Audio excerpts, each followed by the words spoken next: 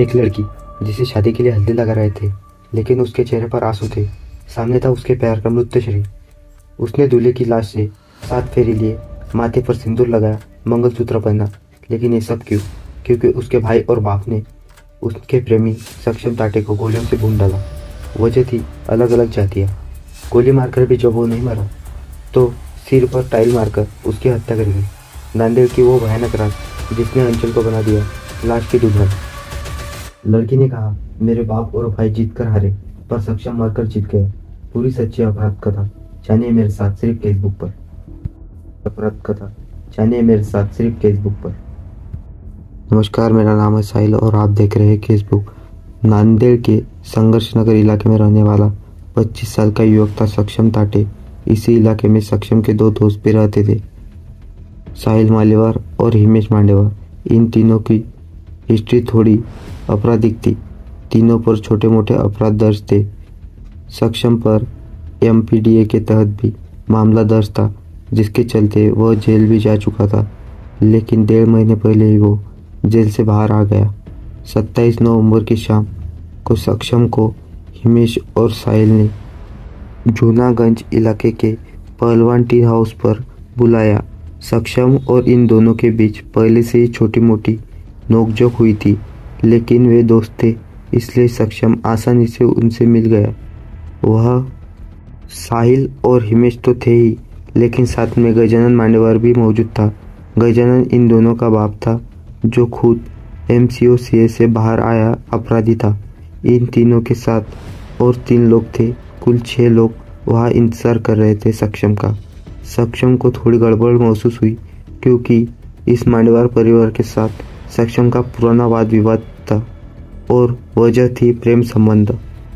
सक्षम ताटे और साहिल हिमेश की बहन अंचल मांडेवार के बीच प्रेम संबंध थे। पिछले 3 सालों से दोनों एक दूसरे से प्यार करते थे और दोनों ने शादी करने का भी फैसला कर लिया था। लेकिन जब यह बात अंचल के घर वालों को पता चली तो उन्होंने इस बात का विरोध किया।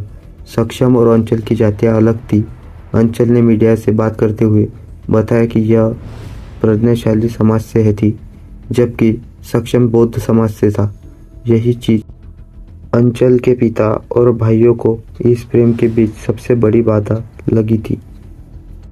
पहले उन्होंने अंचल को समझाया कि सक्षम को छोड़कर किसी और लड़के से शादी करेंगी तो वो उसकी शादी करवा देंगे, लेकिन सक्षम से बात करना, मिलना जुलना, प्यार वगैरह सब भूलना होगा। सयानी हो चुकी अंचल अपने प्यार पर अड़ी रही। यह जानने के बाद भी उसके घर वाले ने सक्षम को धमकी दी है जान से मार डालने की। अगर अंचल से बात की तो हम उसे मार डालेंगे। धमकी देने से अंचल का बाप गजानन मांडेवार सबसे आगे था। फिर आया 27 नवंबर का दिन। शाम के लगभग 5:30 बजे सक्षम साहिल और हिमेश के बुलाने पर पहलवान टी हाउस पर पहुंचा। वहाँ गजानन मांडेवार, उसके बेटे और बेटों के दोस्त मौजूद थे।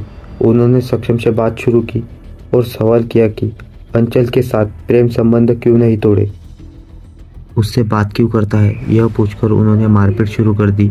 सक्षम की बेरहमी से पिटाई हुई। फिर भी उसने विरोध करने की कोशिश की, लेकिन जब उसने देखा कि वह उनसे मुकाबला नहीं कर पाएगा तो सक्षम ने वहाँ से भागने की कोशिश की। वह थोड़ी दूर गया होगा कि गजानन मांडेवार ने उस पर 3 गोलियां दाग दी। तीनों गोलियां लगने के बावजूद भी सक्षम जिंदा था। एक गोली उसके फसली के पास लगी थी। उसकी सांसें फिर भी चल रही थी। यह देखकर बौखलाए हुए मांडेवार बाप और बेटे ने उसके सिर पर बार बार टाइल से वार किया और सक्षम की जान ले ली। सिर्फ कुछ ही मिनट में सक्षम की हत्या की खबर हर जगह आग की तरह फैलती रही। वरिष्ठ पुलिस अधिकारियों ने तुरंत घटनास्थल पर पहुंचकर सक्षम का शव पोस्टमार्टम के लिए भेज दिया। वहीं दूसरी तरफ अपराधियों की तलाशी के लिए दल भी रवाना हो चुके थे। गुरुवार की देर रात सक्षम की मां ने इतवारी पुलिस स्टेशन में इन अपराधियों के खिलाफ शिकायत दर्ज कर रही है। इस शिकायत के आधार पर सक्षम की हत्या करने वालों के खिलाफ हत्या और एट्रोसिटी का मामला दर्ज हुआ है। साथ ही सक्षम की हत्या ने अपराधियों को गिरफ्तार भी किया गया है, जिसमें अंचल के भाई, पिता, भाइयों के दोस्त और जयश्री ठाकुर नाम की एक महिला भी शामिल है। गुरुवार को सक्षम की हत्या होने के बाद शुक्रवार की सुबह उसका शव उसके घर लाया गया। सक्षम का शव घर आने की खबर मिलते ही अंचल भागकर उसके घर पहुंची।